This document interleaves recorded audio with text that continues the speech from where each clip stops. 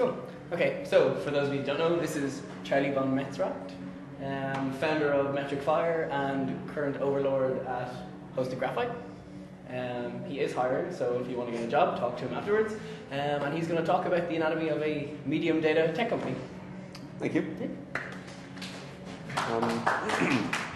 Hello everyone, my name is Charlie. I've been involved in Redbrick for a little while. My username on Redbrick is Fax. As a sort of counterpoint to all of the big companies that I know are talking to you this week, I wanted to show you what life is like inside a tiny company, and do that from the business side and the tech side. So you can see just how badly we're getting it all wrong, especially the sort of horrible VAT returns down the bottom and things like that. So I've been messing with Redbrick Servers for a while. I haven't touched it in a few years, but this is, you can see I haven't changed a whole lot from the last time I did it. My most valuable contribution to Redbrick that I'm aware of is ordering people to update the timeline many years ago on the wiki. So as previously mentioned, I had created a company called MetricFire. I was one of the two founders. That started about 3 years ago. But we spent the first 9 months or so building entirely the wrong product, and it didn't work at all. But that's not the point. So the company is called MetricFire, and the first product that actually worked is called Hosted Graphite, and it's that all of the interesting details will come from. For context, Graphite is an open source tool that people use to monitor their servers and produce pretty graphs like this. The point, or as an example, if you're running a service that has lots of cat pictures, for the internet, that's what's on the internet these days, your servers are busy doing something and you want to send some monitoring data into our cloudy magic thing, and it'll spit it out onto a graph. To be honest, it's mostly basic edition. It's not really all that much sort of cloudy magic. One data point is a combination of this string and this number. And if you send a whole pile of those things to us all of the time, we can give you a pretty graph like this. And then if you're running this cat picture site, you might be interested in knowing what is causing these big spikes here. So then you might go off and instrument the number of cat pictures that get uploaded. And then you can have this nice correlated graph like this that shows that when the number of cat pictures being uploaded is too high, then your server load is too high, and your customers have a bad experience. But that's where the product comes from. That's what you use it for. People put these graphs on big dashboards, they put them on TVs, and they make all of their ops people sit underneath it and sweat. The company was founded with a guy called Dave, or Shimoda on Redbrick. So we started talking on the Redbrick IRC server back in 2005. And for years we're bouncing ideas back and forth between us for, hey, what if we made a company doing this absolutely shit thing, or this absolutely terrible idea? And one of those terrible ideas was, I think Dave suggested, why don't we make a thing that can connect to your Instagram account and take all the pictures out and make postcards of them and send them to people? And I thought, no, that's a terrible idea, that'll never work. Why would anyone pay for that? And yet there are loads of people doing it. So we all had the idea at the same time, and I completely naysayed that one. So instead we ended up doing this. So that happened several times, lots of company ideas, until we found one that we thought was decent.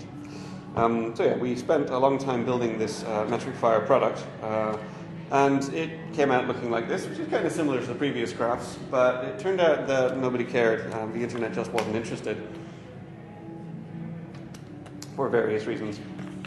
There were some small successes. We did manage to get RCE using it, which was kind of cool. But ultimately, after 9 months or so, there weren't enough paying customers for it to be a success. So, yeah, nobody cared. So then we tried something sneaky. We thought that the open source tools for doing this were, they were pretty ugly, but they were popular, so people really wanted to use them. So we thought we'll take the tech that we've already made for this MetricFire thing, and we'll slap this pretty ugly open source interface on top of it.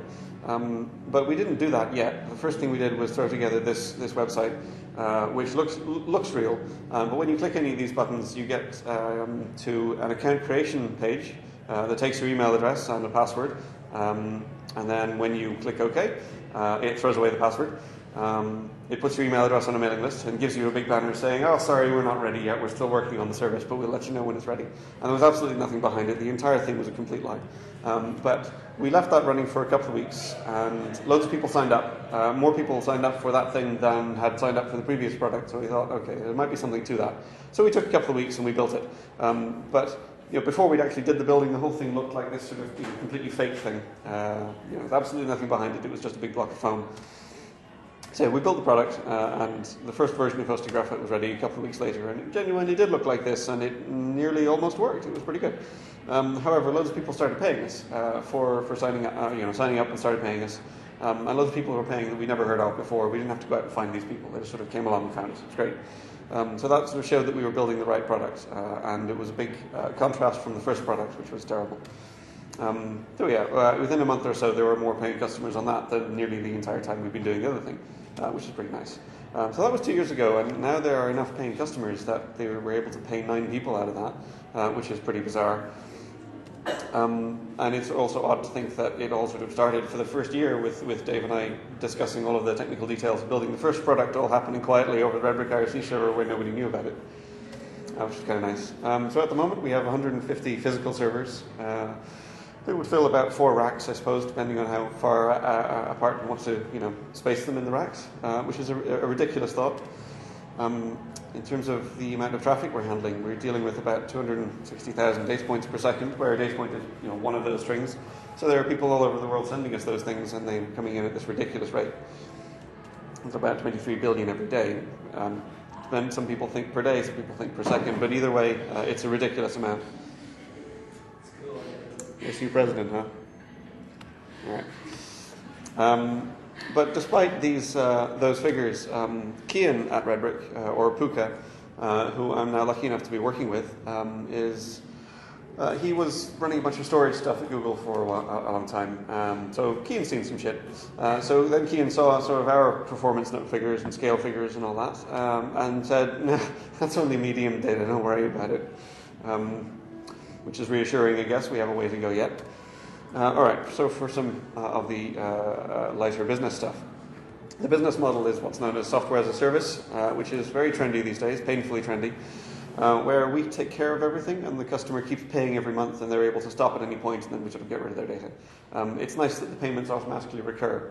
Though it's sort of convenient for the customer, it just sort of keeps working, and it's convenient for us because the revenue sort of builds up month over month. This business model seems to work for Graphite as long as you can convince people that the cost of the server that they would have put Graphite on before, and the cost of the engineer time, several hours per month maintaining it when it falls over, as long as that's less than us, then it's a pretty good deal for outsourcing it. So that's the main sort of selling calculation, I guess.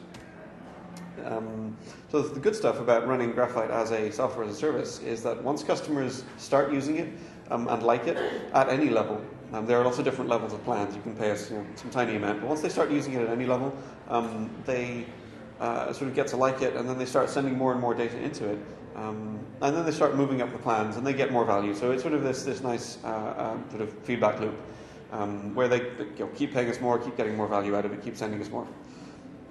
It's nice that the payments recur, and we've noticed a weird effect where sometimes people at a particular company will start using it and it won't spread throughout the whole team. It'll be a small portion of the team, and then a couple of people might leave, and then nobody thinks to cancel the account with us. Nobody's using it. All their servers are still sending us all this data. So to us, the account looks active, and it's still being paid for, so we just sort of shrug and go, nothing we can do about that. And then like 6 months later, somebody at that company notices, what's this thing on the credit card? Or where's this data going from these servers? And then they'll look into it and they'll go, we're still paying these guys. So we occasionally get these cancellations from a completely different name saying, one of my colleagues set up this account, maybe you can help me find it. So that's kind of nice. We try not to rely on that.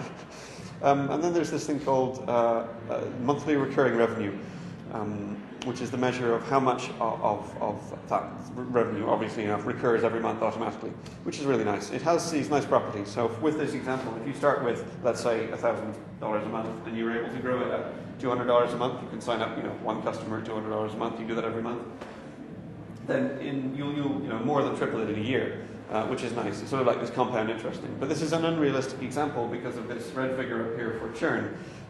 Though this assumes that you're not going to lose any of those customers over the year. So a realistic figure for that is somewhere around 4%. But even if you lose 4 out of every 100 customers every month, you will still more than double your revenue in a year if you can just maintain this growth rate and that churn rate. And the interaction of those two is pretty interesting, and that's what gives you this nice sort of stacking up revenue. So you don't have this problem like at some other industries where at the end of the month you pay everybody, and then a week later your bank balance is now zero, and now you need to make enough money over the next few weeks from your normal business, your consulting, your cleaning, your whatever, to be able to pay everyone at the end. So we don't have this sort of monthly cycle, which is nice. It's able to give us some certainty, so we can plan a little bit further ahead. So some of the bad stuff about running it as a software as a service is that the customer expects it to work absolutely all of the time, even when they have a reasonable expectation of it not be working all of the time. Whenever you have some downtime, one of your customers is going to notice, and they will desperately need it right then. And that's pretty frustrating because, for the slightest outage, you're down for 3 minutes, you get an email saying, what's going on, guys, what's this? And it's always a different sort of customer every time. It's pretty frustrating. Because of that, you need to have engineers on call all of the time, which is even worse than it sounds. You need to wake people up in the middle of the night for this stuff, which is pretty bad. And for a couple of years, that's pretty stressful. But once you add more people, you can spread it out. But it's still a serious cost and sort of mental cost for all of the people. And also, you can only find customers that are happy with outsourcing the data. There are certain kinds of companies that will never want to let that stuff off their network, which is a shame, because they tend to be the bigger ones. So one interesting figure is that whenever someone sends us one of those data points, approximately we earn this much. It's very approximate. The number of zeros is roughly right, but it's sort of a ridiculous figure. So yeah, we have to work kind of hard to make that happen often. The company is ridiculously heavily weighted on the tech side. There is one of the co-founders is a little more towards business side. He's doing a bit more of the marketing and sales, but mostly it's just tech all the time. This is a ridiculous layout for a company because where is all the sales and marketing? Where is all the stuff that brings in the money? And we imagine that there are all of these unhappy business people sort of unemployed somewhere, but it seems to be working. So that brings up the question of how you find customers. The answer is that it's just a happy accident. They all just come and find us, which is nice. But so many customers are finding us, it's keeping all of the tech people busy, and we don't want to hire any sales or marketing people because it would just crush us under the weight of all of these new customers. So we're just sort of waiting and sort of growing and building out the tech, and then we're going to hire some salespeople and hopefully go further from there. But yeah, it's all been accidental so far, almost entirely due to the name. If you're annoyed with Graphite and you want to outsource it, there's a whole bunch of search terms where we're just at the top, just naturally because of the domain name and because of a couple of keywords that describe the service. So it's really nice. It's hard to build a brand around that. There are some fancier competitors with better names, and they have nice, stylish brands. But it's really hard to make hosted Graphite a sexy thing. But it self-describes, and that itself is valuable. So it's a bit of one way or the other. The tiny bit of advertising we do is, ironically enough, on the back of a print magazine. It's not actually on the internet. Weird. So that's the one bit we've done. Our customers are kind of everywhere. About 60% of them are in the US. So we have lots of time zone support difficulties, but they're spread out everywhere, which is pretty weird. Sorry? What's the smiley face? This is a map from Intercom, who I believe we're talking to you later today, and where there's only one user in a particular place, it tries to display an icon for that user. If they know one from their social media profiles or whatever, it's kind of creepy. Okay. But where it also uses it, just collapsing. That's why there's one smiley face, and it looks a bit weird. So the intersection of where all of our customers come from are they have to really care about this stuff. They have to be a company whose product is impacted by their servers not performing well. They have to have enough money to pay for it, so they can't be sort of a one-person thing making a mobile app. And they can't be something like a finance company where they can't let it outside their borders. So the intersection of that has some interesting companies. A whole bunch of mobile app companies and a whole bunch of games companies. Games in particular seem to be the biggest ones because they desperately care about how their servers are performing, and they don't really care about the sensitivity of the data, and they definitely have the money for it. I have a new message from Zergless. As for some of the tech we use, we have pretty much everything written in Python. That's all of the code for all of the different services we run, all the different, roughly a dozen or so services, and then all the website stuff is also in Python. We use MySQL very lightly. Usually people will be putting most of their data in MySQL. We use it for basically the list of users, and that's it. Maybe some email addresses. There's almost nothing there. We use Redis, which is an in-memory database that's very flexible and very fast, but very bad at persistence. So if you lose power, you lose everything in Redis, probably. So it has some trade-offs there. And then the long-term storage is all in a database called RAG, which is this big distributed fault-tolerant thing that lets you lose a couple of servers and not worry about it. And then Kian, or Puka at Redbrick, is helping us build a secret time series database just for us because we can't find anything that does exactly what we need. So as for the tech problems, it usually looks like this. Oh, sorry, it doesn't look like this, but it usually feels like this. So one major problem we had with Redis, for example, was that if you have roughly 30 servers all running Redis, and each one is using roughly 10 gigs of memory, and that all stacks up. So roughly you've got about 300 gigs of data in memory, spread across all these servers. And when you have that much stuff sitting in memory on normal sort of cheap servers, basically, you're going to have some flipped bits occasionally. This is something that is exceedingly rare for most people, but once you start having a certain amount of data, then this happens.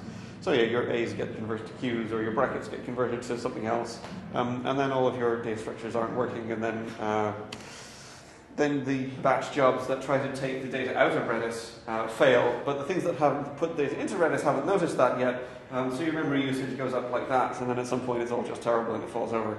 All because of one flip bit. So that's good fun. We're trying to work around that one.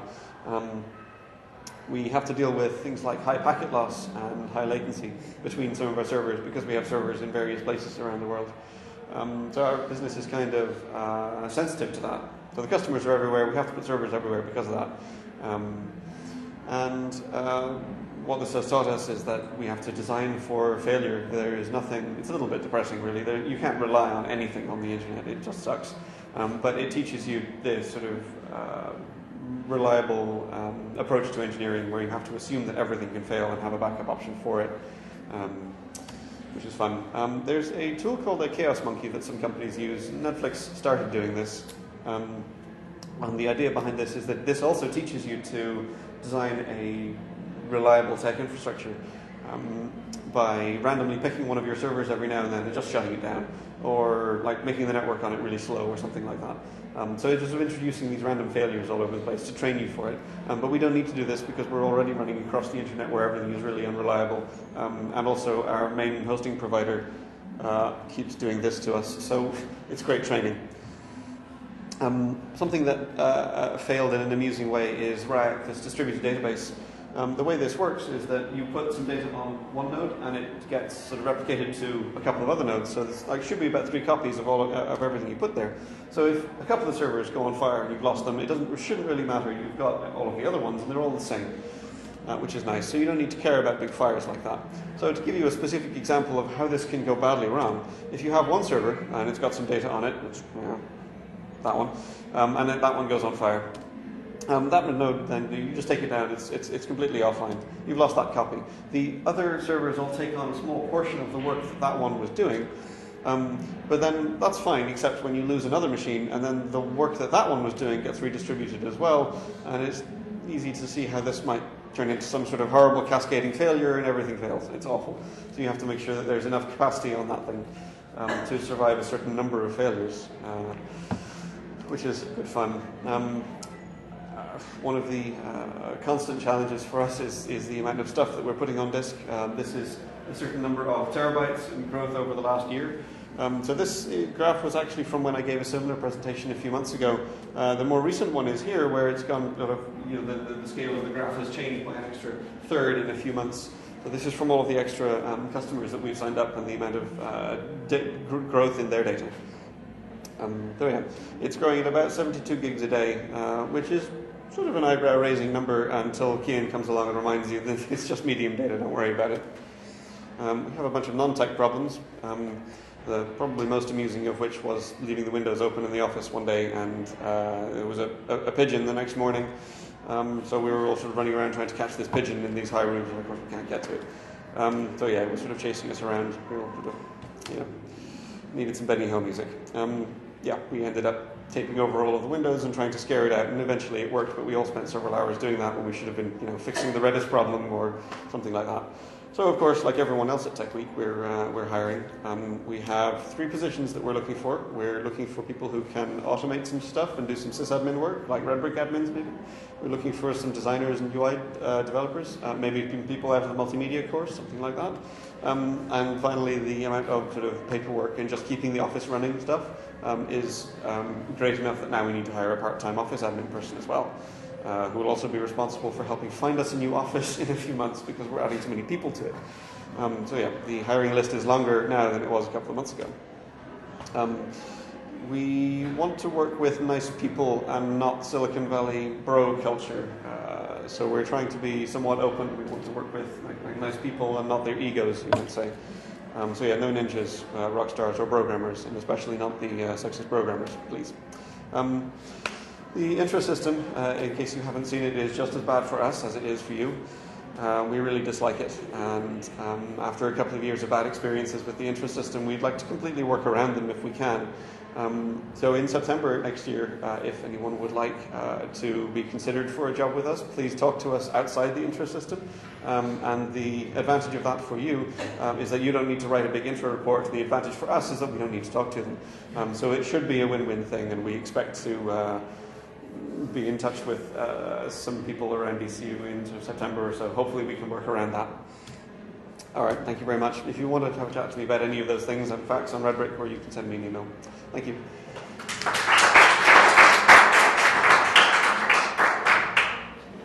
In terms of your infrastructure, you said you're running on 150 physical servers? Yep. Is your infrastructure split between the physical servers and AWS, or are you running Chaos Monkey on your own physical servers, or what's? So the question was about the number of physical servers and what the split with virtual machines is. Oh, okay. So there are a few machines in EC2, not very many. They are almost all physical machines with 8 cores and 48 gigs of RAM and 2 terabyte disks. Those are almost all in Germany, but then to help spread out the load with other customers and get closer to certain customers, like on the west coast of the US where most of them are, there's a bunch of EC2 machines there that just accept the traffic and forward it back to us. And no, there's no Chaos Monkey on any of those servers because in the main data center in Germany we still have enough network unreliability there caused by the hosting provider themselves that we don't need it there, and then we don't need it for the sort of EC2 back to Germany side either because the internet is terrible. So yeah, not yet, not big enough for it. Yep. Why do you not like your current UI design? Why don't you prefer designing? Why don't we like the current UI design? It's getting better, but it still looks and acts like an engineer designed it, which means the buttons are all in strange places, the padding is all wrong, nothing works right. But also nobody has thought about these problems from the point of view of the user now needs to do a particular task, like deleting some metrics. So they have 200,000 metrics, and how is that user going to search for the 15 that they want to delete out of the 200,000? And what buttons should they have? How should the search box behave? So nobody's really thought about these things, so we need a sort of user experience designer as well as a just make it pretty designer. We want sort of those things all sort of mashed up in one person.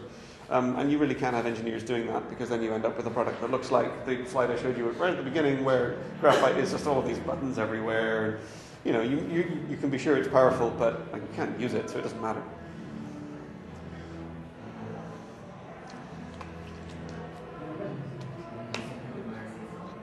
All right, that's it. Thank you very much.